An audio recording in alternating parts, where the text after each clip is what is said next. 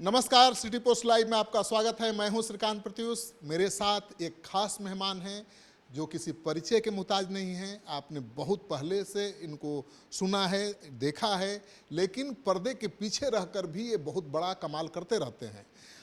जन सुराज जो आज पूरे देश में चर्चा का विषय है, उसके गठन में, उसको आगे बढ़ाने में अहम भूमिका निभाने वाले उदय सिंह जी मेरे साथ हैं। अब पर्दे के पीछे नहीं हैं, बल्कि जनसुराज के राष्ट्रीय अध्यक्ष हैं।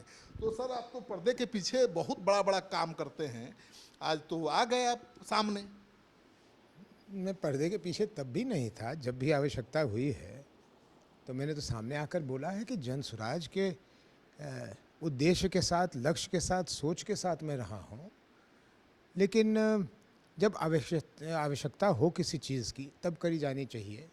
अब जैसे जो काम आज प्रशांत किशोर जी 2 वर्ष से कर रहे हैं, मैं आपके कैमरे पे कह दूँ और मुझे कोई हिचक नहीं है कहने में, मैं वो काम तो 5 दिन न कर सकूँ। जिस कड़ी मेहनत से वो गांव-गांव घूम रहे हैं, लोगों से संवाद कर रहे हैं, संवाद स्थापित कर रहे हैं, वो सराहनीय नहीं है।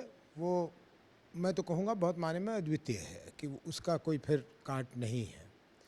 और आज जो इतनी बड़ी विशाल जनसुराज पार्टी का रूपरेखा दिखने लगा है और भविष्य में ईश्वर करे और दिखेगा, वो एक ही बात पे आधारित है कि जो जनसुराज के संवाद को लेकर प्रशांत किशोर जी और उनके साथ चलने वाले राही, उन लोगों ने बिहार के लोगों को कहा तो बिहार के लोगों में ये जागृति आई या विश्वास बना कि एक व्यक्ति जो किसी लालच के लिए हमारे बीच पैदल नहीं घूम रहा है एक दीवाने की तरह, उसके पास वो सब कुछ है जो आज राजनीति में आकर एक व्यक्ति अपने लिए अर्जित करना चाहता है।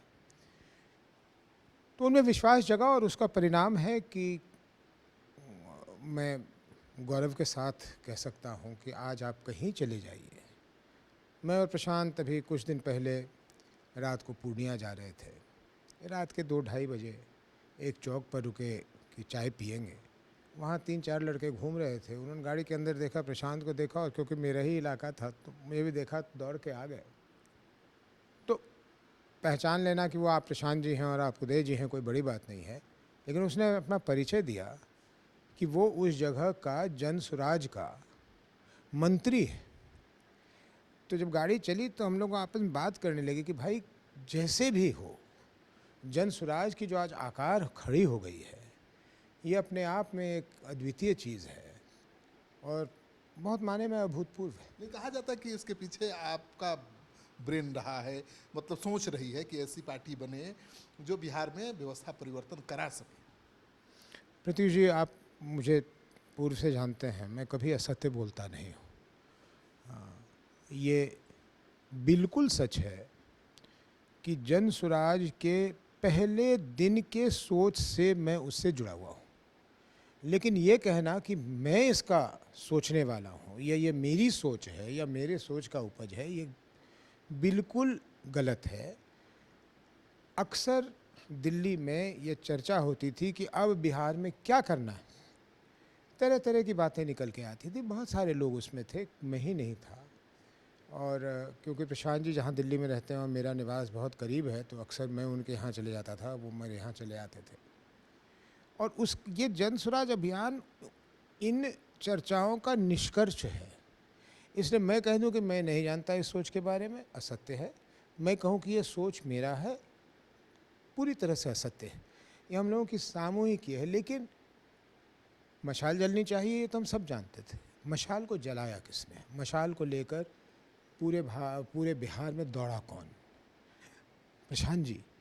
इसलिए उनकी भूमिका को किसी भी तरह से कभी भी भविष्य में भी, ईश्वर करे कि हमारी पार्टी फले फूले और एक दिन बहुत बड़ी पार्टी बन जाए, राष्ट्रीय पहचान बन जाए इसकी, लेकिन इस बात को तो कभी कोई भूल ही नहीं सकता कि इसको शुरू करने वाले और इसको यहाँ तक पहुँचाने वाले प्रशांत किशोर हैं। प्रशांत किशोर ने तो बहुत पार्टियों को आगे बढ़ाया है, उनके लिए काम किया है, कई कई मुख्यमंत्री बनाने में उनकी अहम भूमिका रही है। तो जनसुराज को भी बना दिया है, आपके हाथ में जिम्मेवारी सौंप भी दी है, कहीं फिर अब मुक्त तो नहीं हो जाएंगे जिम्मेवारी से? नहीं, जो आपका प्रश्न है वो वाजिब है। देखिए, प्रशांत किशोर जी एक रणनीतिकार हैं और उन्होंने जो भी काम आज तक किया है वो एक रणनीतिकार के तरीके से किया था।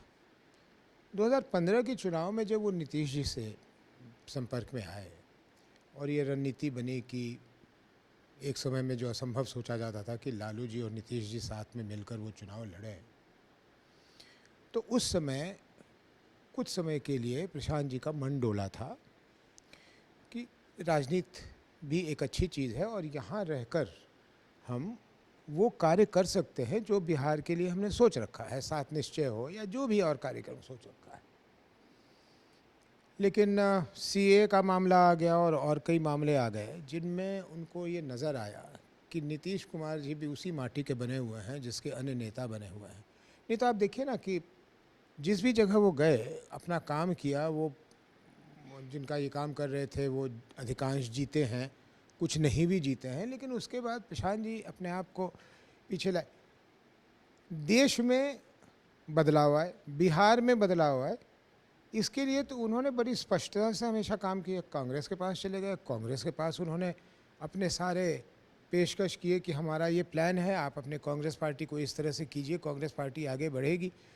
तो इनकी ईमानदारी में, इस ईमानदारी में कि देश का भला हो जाए, मेरे प्रांत का भला हो जाए, कभी भी कमी नहीं रही है।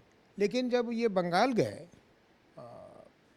बंगाल के चुनाव के लिए, तो उस समय तक हम लोग संपर्क हो चुका था और ये बातें बढ़ चुकी थी। तो आपको याद होगा कि इन्होंने बंगाल के चुनाव समाप्त होते ही वहीं से घोषणा कर दी थी कि ये मेरा आखिरी चुनाव है, अब इसके बाद मैं रणनीतिकार वाला काम नहीं करूँगा। अभी भी इन पे आक्षेप लग जाता है कि नहीं, आप तो वहाँ गए, उसको ही कर दिए। चलेगा ना कि हीरो का की मदद करने। एक मिनट में सुनिए, अब सवाल ये है, आप मुझे जानते हैं, आप कहीं चले जाएं, आज इस यूट्यूब में है, कल कहीं और चले जाएं, मैं आपको फ़ोन करके कहूँ कि श्रीकांत जी मेरी थोड़ी सी ये सहायता कर दी, आप क्या कह रहे हैं, ना हम अपना जगह बदलिए, हम नहीं करेंगे, ये कैसे हो सकता है? तो इतने लोगों से जिनको पहचान हो, सरोकार हो, जानते हो, अगर वो फ़ोन करके पूछ ले कि आपकी सलाह क्या है, और ये कोई सलाह मुझे नहीं मालूम दिया इन्होंने कि नहीं, इसलिए, लेकिन अगर दिया भी है मैं इसको अलग नहीं समझता। अच्छा, एक मिनट, आप लोग तो अनर्थ मत लगाइएगा इसका, लेकिन गिद्ध की तरह देखते रहते हैं कौन क्या कर रहा है। 2 अक्टूबर 2023 के बाद आप में प्रशांत किशोर में कोई एब्सेंस ऐसा नजर आया कि वो बिहार से गायब हो गए हैं? कहियो। नहीं, 2.5 साल से तो लगातार संघर्ष कर रहे तो वो कौन सी के लिए संघर्ष कर रहा है? वो क्या परिवर्तन के लिए? क्या मिल जाएगा उनको चलिए मेरी सरकार बन जाती है, चलिए 1 मिनट के लिए पेशकश हो जाता है कि प्रशांत ही जी मुख्यमंत्री बन जाएगा, तो क्या हो जाएगा? उनको कौन चीज़ की कमी है आज कि वो मुख्यमंत्री बन के या उनकी पार्टी जीत जाएगी तो एक अंदर संतोष मिलेगा कि मैं बिहार के लिए वो कर रहा हूँ जो कर सकता हूँ। और हर एक अच्छे बिहारी को ये सोचना चाहिए। आप को शायद मालूम हो ना हो, इतने सेवानिवृत्त अच्छे अच्छे अफसर जन सुराज से जुड़े हैं, जो एक एक की प्रशंसा की जाए तो वक्त लग जाएगा। काहे के लिए जुड़ गए हो? तो वहाँ भी जा सकते थे, वहाँ भी जा सकते थे, और कोनो उनकी अवस्था बच गई है कि वो टिकट मांग कर चाहे चुनाव लड़ने वाले हैं, सेवानिवृत्त हैं, इस भावना से आए हैं कि यार मेरे राज्य का कुछ हो जाए। तो लेकिन आप तो दिग्गज राजनीति के खिलाड़ी हैं, बिहार में जातीय समीकरण बहुत मायने रखता है, ये बदलाव कर पाएंगे, जातीय बंधन से मुक्त करा पाएंगे बिहार को? ये कहना कि एक जनसुराज पता नहीं कितने दशकों से या सदियों से जाति पाति की राजनीति में, सामाजिक बनावट में बिहार है, और हमारा ये कह देना कि हम इसको तोड़ देंगे और इसके ऊपर से फान के निकल जाएंगे, सरासर गलत बात होगी।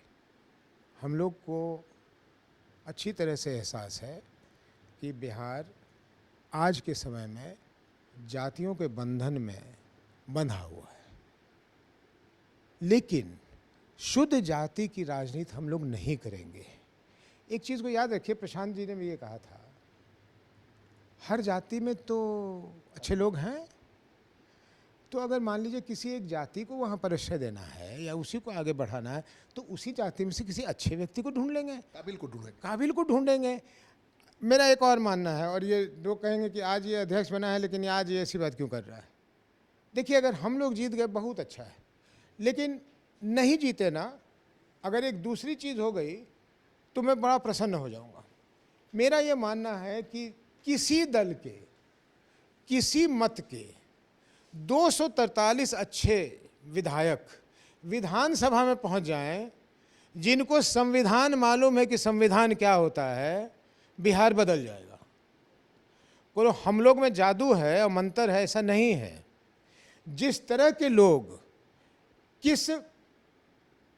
किस पृष्ठभूमि से वो आज माननीय विधायक और माननीय सांसद कहाँ से आए, वो लोग क्या सोच है उनकी कि नाला बना दें, स्ट्रीट लाइट लगा दें, झगड़ा करके वो ठेकेदारी ले लें। इस सोच के लोग से हम अगर अपने विधानसभा को भरेंगे और फिर ये चाहेंगे कि बिहार बदल जाए, नहीं बदल सकती। इसलिए हम लोगों का सोच ही यही है। आरजेडी के नेता, कांग्रेस के नेता कहते हैं कि बीजेपी की बी टीम है प्रशांत किशोर। हमको बी टीम होने की क्या जरूरत है? प्रशांत किशोर जी मोदी जी के जितने करीब हैं, शायद ही कोई होगा। अभी भी है। बिल्कुल। अब रिश्ता कैसे टूट जाएगा? रिश्ता कैसे टूट जाएगा? कोई मुक्का मुक्की की लड़ाई होती है? हम लोग कोई, मैंने प्रशांत जी उनके साथ कोई हिस्सेदारी की बात कर रहे थे कि पार्टनरशिप टूट गया है। प्रशांत जी ने उनको मदद किया, उससे उनको लाभ मिला। देश को एक उस समय के लिए जिसको हम लोग मानते थे कि ये सशक्त अच्छे प्रधानमंत्री मिले, तो प्रशांत जी की उनसे मित्रता क्यों खत्म हो जाएगी? राजनीतिक रास्ता बदल गया। वो अपने रास्ते चल रहे हैं, वो अपने रास्ते चल रहे हैं, वो बड़े जगह पे बैठे हैं, ये सड़क सड़क गांव गांव पैदल चल रहे हैं। लेकिन इसका मतलब कि वो उनके एक दूसरे के ये दुश्मन हो गए, ये तो संभव नहीं है ना। अब तो प्रशांत किशोर के विरोधी ये भी आरोप लगाएंगे कि ये भी एक कॉन्ट्रैक्ट था जन सुराज, जिसे पूरा कर दिया और उदय जी के हाथ में सौंप दिया। कहने को देखिए, मैंने अभी थोड़े दिन एक पहले प्रेस कॉन्फ्रेंस में कहा था कि आजकल ये जो दल हैं बिहार में, इनके प्रवक्ताओं को कटुर बोलने की एक बीमारी सी हो गई है। मैं उनको सलाह देना चाहता हूँ कि मेरे राष्ट्रीय अध्यक्ष बन जाने के बाद वो व्यक्तिगत रूप से कोई कटुर बात नहीं करें, नहीं तो उनको इतनी कटुरता का सामना करना पड़ेगा तथ्यों के साथ कि उन राजनीतिक दलों को प्रवक्ता नहीं मिलेंगे। मैंने ये कहा था कि मेरी राजनीतिक जीवन बहुत लंबी रही है, यहाँ कोई राजनेता नहीं है जिसके बारे में 5 चीज़ ऐसा नहीं बता देंगे कि वो अपना मुंह दिखाने लायक नहीं रहेगा। इसलिए ना करें, हम लोग तो ये करने ही नहीं आए। आप अगर मेरे राष्ट्रीय अध्यक्ष की घोषणा की जगह पे थे तो मैंने कहा हम यहाँ से लड़ने किसी से नहीं आए भाई। हमको ना बीजेपी से लड़ाई, हमको जेडीयू से लड़ाई नहीं, हमको आरजेडी से लड़ाई, हमको क्यों लड़ना है? उनसे लड़के हमको क्या मिलेगा? कोई कुश्ती का दंगल हो रहा है? हम अपनी बात बिहार के लोगों तक कहने आए हैं, बिहार के लोगों को समझाने आए हैं कि आप लोग ठगे गए हैं इतने वर्षों तक। हमारी ये योजना है, हमारा ये प्लान है, आपको ये पसंद हो तो कृपया हमारा साथ दीजिए, आपको हम बदल के दिखलाएंगे। और नहीं बदल के दिखलाएंगे तो भाई हम कम से कम अनयूज्ड मेडिसिन तो हैं, हम उपयोग किए हुए दवा तो नहीं हैं। वो दवा तो जो लड़ रहे हैं वो तो उनकी एक्सपायरी हो चुकी है, आपने खुद देखा है उनको एक्सपायर होते हुए। तो एक्सपायर्ड दवाई क्यों खा रहे हैं? अगर आप नहीं भी मानना चाहते हैं कि हम करेंगे तो प्रयोग करके तो देखिए कि नीतीश कुमार को एक्सपायर्ड दवा मान रहे हैं आप, मेडिसिन मान रहे हैं। नीतीश कुमार जी कोई नहीं, मैं उनका सम्मान करता हूं और राजनीतिक मेरी उनसे मतभेद है। आप लीजिए, इस पे सवाल उठ गया। आपने कहा था कि मोदी जी से अभी भी दोस्ती है। मैं नीतीश जी का सम्मान अभी भी करता हूं और ईश्वर से कामना करता हूं कि अगर वो अस्वस्थ हैं तो स्वस्थ हो जाएं। मेरी उनसे राजनीतिक लड़ाई है। उनको तो एक्सपायर्ड में मान ही रहा हूँ, बिहार के अत्याधिक नेताओं को मैं एक्सपायर्ड मान रहा हूँ। भाई एक तरफ आप छाती ठोक रहे हैं कि आप विश्व के सबसे बड़े पार्टी हैं, आप बाध्य होकर बिहार में नीतीश कुमार जी के कंधे पे चढ़े हुए हैं। उस नीतीश कुमार जी को, जिसको आपने कौन से अब शब्द से नहीं नवाजा है, आप उनके सहारे पीछे पीछे चल रहे हैं पिछलगुआ के तरह। हम लोग तो देख चुके हैं आदरणीय स्वर्गीय सुशील मोदी जी हों, सम्राट चौधरी जी हों, कोई भी हों, वो नीतीश जी के पीछे ऐसे चल रहे जो उनके सिपाही हैं। भाई ऐसी क्या कमजोरी है आपको? कौन सी चीज़ आप छुपाना चाहते हो कि बिहार की जनता के बीच में नहीं जा रहा? हमारे प्रधानमंत्री जा रहा है, और हमारे, मैं इसलिए कह रहा हूँ कि दल उनका कोई भी हो, लेकिन हमारे भी प्रधानमंत्री है ना, बिहार आ रहे हैं, लाखों की भीड़ की सभा को संबोधित करते हैं, अपनी बात रखते हैं। लड़ते क्यों नहीं बिहार में अलग से ही? सत्ता की क्यों इतनी लालच है? आप कांग्रेस से कैसे अलग हैं? कांग्रेस ने वही काम किया। मैंने 2024 में कांग्रेस प्रत्युष क्यों छोड़ा? क्योंकि जिस नाटकीय ढंग से एक राजनीतिक दल, मैं नाम नहीं लूँगा, कि विलय हो गई, नहीं विलय हो गई, वो हैं उसमें कि नहीं है उसमें, एक राष्ट्रीय दल को शोभा देता है ये सब करने में? आपकी क्या कमजोरी है? अरे 10 सीट ज़्यादा जीत जाएंगे, 10 सीट कम जीत जाएंगे, तो क्या हो जाएगा? ये तो निरंतर चलने वाली चीज़ है। 2012 में जब नीतीश कुमार के खिलाफ कोई बोलने की हिम्मत नहीं जुटा सकता था, आप ही थे, एनडीए के सांसद थे, उनके खिलाफ मोर्चा खोल दिया और रैली कर दी जी। तो उस 13 साल बाद फिर आ गए वो खिलाफ में मोर्चा खोल। देखिए, वो मोर्चा मैंने इसलिए नहीं खोला था कि मुझे मुख्यमंत्री की गद्दी पे बैठना था। ये लोगों के दिमाग में, जनप्रतिनिधियों के दिमाग में एक बहुत बड़ी गलतफहमी है, जिसको मैं चाहूँगा कि सबसे आग्रह करके कि आप दूर कीजिए। आप किसकी प्रतिनिधित्व कर रहे हैं? अपने जनता की या अपने सरकार और अपने नेताओं की? तय कर लीजिए। आप जनता से वोट मांगने जाइए कि हम तोरा ला काम नहीं करवान, हम अपन मुख्यमंत्री ला काम करवान। जनता आपको वोट दे दीजिएगा, आप कीजिएगा मुख्यमंत्री के साथ, रहिएगा उनके पीछे। मैं जा रहा हूं आपसे कहने कि आप मुझे अगर वोट दे देंगे, मैं कसम खाता हूं कि मैं आपका चरण धोऊंगा रोज। और जब आप बन जाते हैं तो आप आंख टेढ़ा कर लेते हैं कि नहीं, मुख्यमंत्री वो कह रहा है वही होगा, जो हम मेरे क्षेत्र के लिए अच्छा है वो नहीं होगा। कैसे ये संभव है? और लोग कर रहे हैं और सहज रूप से कर रहे हैं। मुझे स्वीकार नहीं था, उस महिला ने जो कहा था, मैं कैमरा पे नहीं कह सकता हूँ, मुझे बड़े सभा में कह दिया था। प्रतीश जी, मैं पूर्णिया आते आते मैंने उसका नाम भी तय कर लिया था कि मैं वेदना प्रदर्शन करूंगा, क्योंकि लोग अपनी वेदना व्यक्त कर रहे।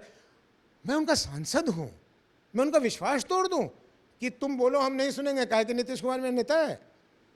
एक सांसद क्या 100 सांसद की कुर्बानी दूंगा? भाई मेरे लोग हैं, मैं उनका रहूंगा या अपने नेता का हो जाऊंगा? तो आपका मोह भंग सुशासन से 2012 में ही हो गया। बिल्कुल, नीतीश जी से मोह भंग मेरा 2012 में हो गया। हैरानी की बात यह है कि मैं नरेंद्र मोदी जी से, आदरणीय नरेंद्र मोदी जी से संपर्क में था। कई बार गुजरात जाने का मौका मिला, दिल्ली में मिलता था। उनसे बात करने से मुझे कभी नहीं लगा कि वो नीतीश जी के साथ दोबारा कभी गठबंधन की बात सोचेंगे या कुछ करेंगे। हम लोग की चर्चा भी हुई थी। मेरा मोह बीजेपी से भंग हुआ। मैं तो बीजेपी में रह गया था और 2014 में नीतीश जी ने वहाँ कैंप करके और सभी लोग मिलकर मुझे हरा दिया। में कोई अफसोस नहीं, कोई दुख नहीं है मुझे उस बात का।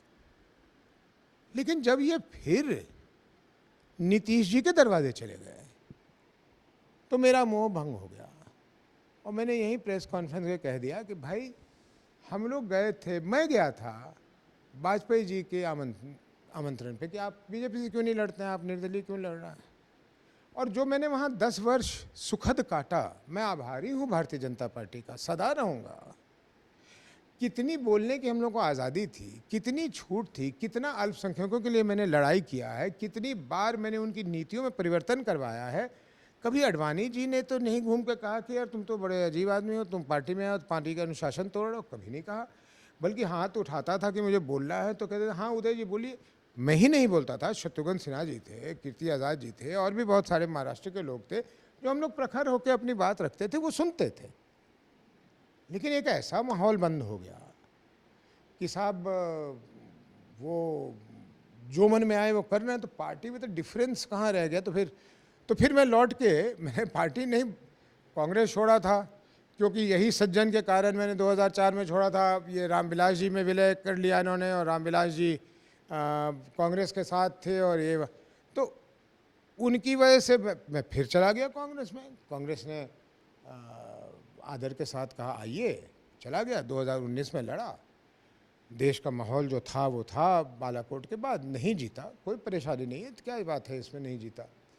2024 में सोच ही रहा था कि अपने अवस्था को देखकर लड़ूं ना लड़ूं। इस बीच में जन स्वराज अभियान की तो कल्पना हो ही चुकी थी और शुरू भी हो गया था। फिर ये नाटक हो गया दिल्ली में कि कोई विलय हो गया, कोई नहीं विलय हो गया, क्या हो गया। मैंने कहा भाई मैं कांग्रेस से अपनी दूरी बनाता हूँ, मैंने कांग्रेस छोड़ दिया। तो राष्ट्रीय दलों ने अपनी देश में अपनी पहचान अच्छी नहीं की। ये सत्ता की भूख, सत्ता की लालच, लोग तो समझ ही जाते हैं ना। मोटे तौर पे कभी आपको सफलता मिल जाती है, कभी नहीं मिलती है, लेकिन मोटे तौर पे तो समझ ही जाते हैं कि यार तुम राष्ट्रीय दल अपने आप कहते हो दुनिया का सबसे बड़ा पार्टी, कहते हो बिहार में अकेले लड़ने की हिम्मत नहीं है तो तुमको। नीतीश कुमार एक बैलेंसिंग फैक्टर बने हुए हैं बिहार की राजनीति में, बिना उनके सरकार ही नहीं बनती है, जहां जाते हैं उसकी सरकार बन जाती है। ये बैलेंसिंग फैक्टर नहीं है, ये तो माफ़ कीजिएगा लेकिन ये तो एक जानवर को नचाया जाता है जिसके हाथ में वो डुगडुगा होता है। वो डुगडुगा किसके हाथ में, नीतीश जी के या बीजेपी के हाथ में? नीतीश जी के हाथ में। भाई वो तो डुगडुगा बजाते हैं, तो जो आरजेडी वाले आज सब रोज़ शाम को नीतीश जी को गरियाने के लिए बैठते हैं, वो डुगडुगा बजा देंगे तो रात में चल जाएंगे। आप भी जानते हैं, तो देखे हुए हैं आप। अब फिर जो बीजेपी गरियाते रहता है बाहर रह के, वो फिर डुगडुगी बजाते हैं, बीजेपी चलाता है उनके पास, तो डुगडुगी तो उन्हीं के हाथ में है। तब उसको आप कहिए कि भाई वो बैलेंसिंग फैक्टर या जो कहिए। तो बीमार है तभी तो नचा रहे हैं। देखिए लोग बीजेपी को नचा रहे हैं। लोग कहते हैं बीमार है, मैं नहीं जानता, भगवान न करे कि वो बीमार हो, काहे के लिए बीमार हो कोई। बीजेपी को नचा रहे हैं, इसमें कोई शक है? मैंने कुछ दृश्य देखा जब हमारे आदरणीय प्रधानमंत्री जी के साथ वो मंच पे रहते हैं, तो जो करते हैं, मैं यही कह सकता हूँ, मैं ये नहीं कह सकता कि वो अस्वस्थ है, मैं ये कह सकता हूँ कि बिहार के मुख्यमंत्री को शोभा नहीं देता। वो अशोभनीय है, जो असेंबली में कभी बोल देते हैं, कभी कहीं बोल देते हैं, अशोभनीय है। और ये किसी कारण से अगर हो रहा हो तो उन्हें स्वेच्छा से और बहुत इज्जत से उनको अलग हो जाना चाहिए। अभी आप शायद सुन रहे होंगे, मैं तो उनका 2005 से लेकर 2009-10 तक मैं तो नीतीश जी का कायल था भाई, कि बहुत खास भी थे आप। हाँ, कि बहुत काम कर रहे हैं। मेरे यहाँ क्राइम कंट्रोल में उन्होंने मदद किया, मेरे यहाँ सब कुछ में उन्होंने मदद किया, सहयोग किया। 2010 में जीत गया, माथे पलट गया कि हम चले अब दिल्ली, हम चल प्रधानमंत्री बन गए तो हम कौन-सी बन गए, 9 बन गए, 13 बन गए, जो बन गए तो बन ही गए, और जो बिहार को बना दिए तो बना ही दिए। लेकिन ये अच्छा नहीं है। कितनी उम्मीद है 2025 के चुनाव में? समय बहुत कम है, आपके पास 4 से 5 महीने का समय है, आपके हाथ में कमान पार्टी की अभी आई है, क्या करेंगे, क्या उम्मीद है? प्रतीक जी, मेरे कमान आने से कोई पार्टी में बहुत बड़ा परिवर्तन हो जाएगा, मैं ऐसा नहीं देखता हूँ। मैं अपने दायित्व को ऐसे देखता हूँ कि सभी लोग जो जुटे हुए थे काम करने में, जो मेरा अनुभव है इतने वर्षों का, अगर उस अनुभव को उसके साथ जोड़कर काम करने वालों में मैं और ऊर्जा भर दूँ या और व्यवस्थित कर दूँ, मेरा ही इतना ही रोल रहेगा। लेकिन आपने प्रश्न पूछा कि कितना आप लोग को उम्मीद है। एक तो कहावत है कि उम्मीद पे दुनिया कायम है, लेकिन उससे इतर बिहार के लोग थके हुए हैं, चाहते हैं, विश्वास नहीं करना चाहते हैं। अभी भी उनको लगता है कि यार 30 बरस से सब ठगिए लिया है, ये कह रहा है नहीं ठगा है। तो हम लोगों का काम इतना ही है, जो मैं शाम से ही दोहरा रहा हूँ, कि हम बिहार के जन जन तक, 14 करोड़ लोगों तक, वो यहाँ रहने वाले हों, बाहर रहने वाले हों, उनके कान में ये डाल दें कि हम लोग ठगने नहीं आए हैं, हम लोग आपके लिए काम करने आए हैं। मौका दे के देखिए, जो व्यवस्था है उससे कई गुना बेहतर हो जाएगा। अब देखिए बिहार की जनता क्या करती है, ये तो परिणाम के बाद पता लगेगा। चलिए, तो इनके सामने बहुत बड़ी चुनौती है। बिहार में व्यवस्था परिवर्तन की लड़ाई आसान नहीं है, या कहीं भी व्यवस्था परिवर्तन की लड़ाई आसान होती भी नहीं है। तो बिहार के लोग जिस दिन सोच लेंगे कि उन्हें अपने परिवार के लिए, अपने बच्चों के लिए सरकार बनानी है, उस दिन जन सुराज का सपना पूरा हो सकता है। कितना समय लगेगा ये तो चुनाव के बाद पता चलेगा।